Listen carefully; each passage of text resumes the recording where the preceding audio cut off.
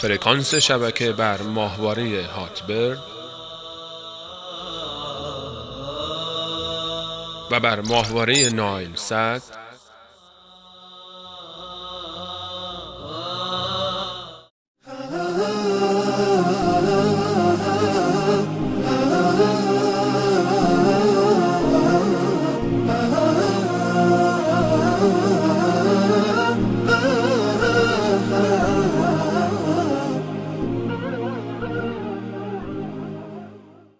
کیست احمد تاجدار ملک ایمان است؟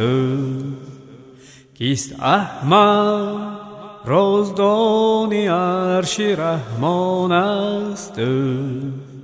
از ملک بالاتر است و فخر مایان است، زان که از نسل بشر فرزند انسان است. محبوب سبحان است.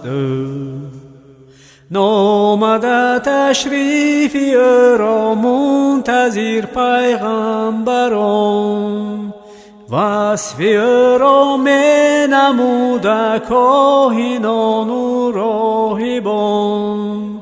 ای بسا نادیده رویش از محبت داده جان، آرزوی مردمان کل دوران است، معمول انسان است. سرنگون از مقدمش بیزر بس نام و بتان، بر شیاطین از حضورش تیره شد روی جهان. هیبتی او کرده خاموش آتش زردشتیان، بر سری ملکی شیاطین تیری از دان است، شمشیر بران است. این زمین از دین او محسود جمعی قدسیان، خودشناس از گفته هایش جنیان و انسیان. سنگلاخی قلب ما از آب چشمش گلستان، میوه دل را نسیمی صبح ایمان است، یک باد میزان است. در حرا نقاش عالم نقش دیگر آفرید، رشته پیوند آدم با خدا آمد پدید.